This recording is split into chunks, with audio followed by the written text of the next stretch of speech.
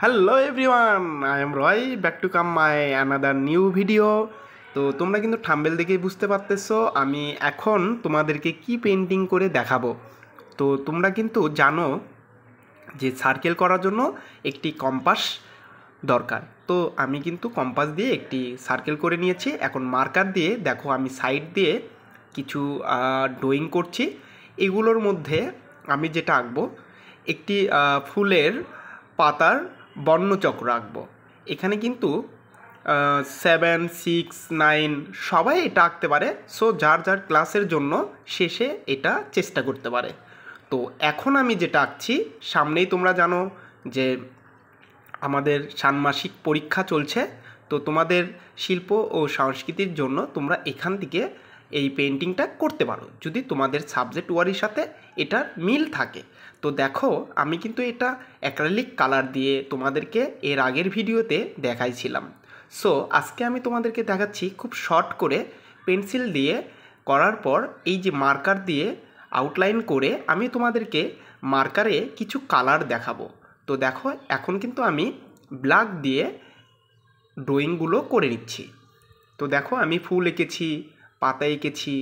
এখন দেখো ভিতরে কিছু পাতা ছিল, সেগুলো পাতাও আমি দিয়ে দিয়েছি। সাইড দিয়ে কিছু পাতা দিব।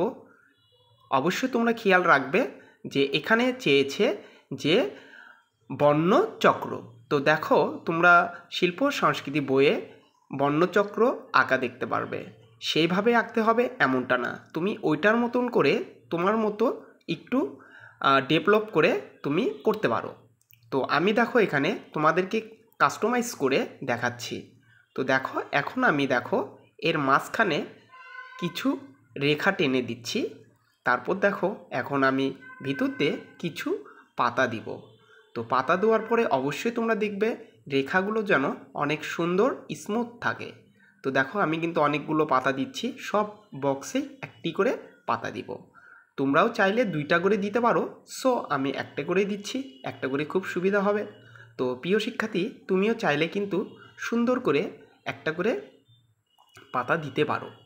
তো দেখো আমি কিন্তু পাতা কিন্তু অলরেডি দিয়েছি।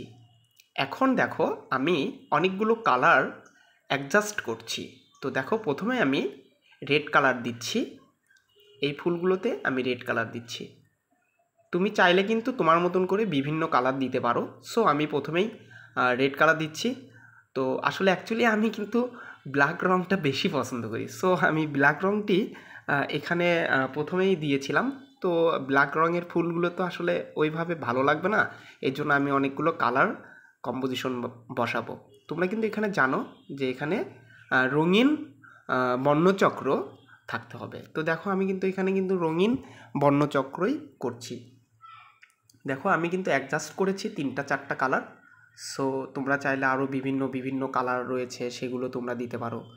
আর তোমরা জানো শিল্প ও সংস্কৃতি বইয়ে বিভিন্ন ছবি পেন্টিং করা আছে।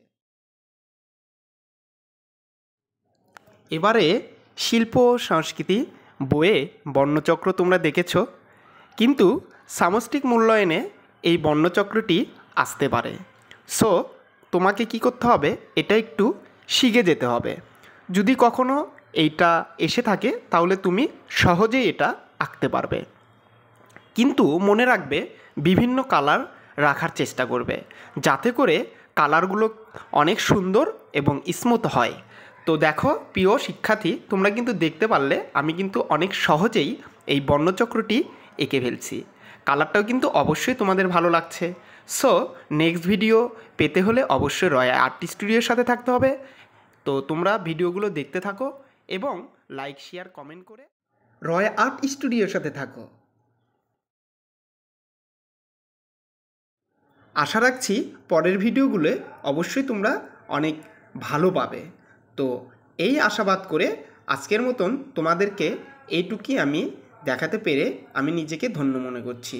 তো নেক্সট ভিডিও পেতে হলে অবশ্যই তোমরা ভিডিওগুলো ভালো করে দেখবে। ধন্যবাদ সবাইকে।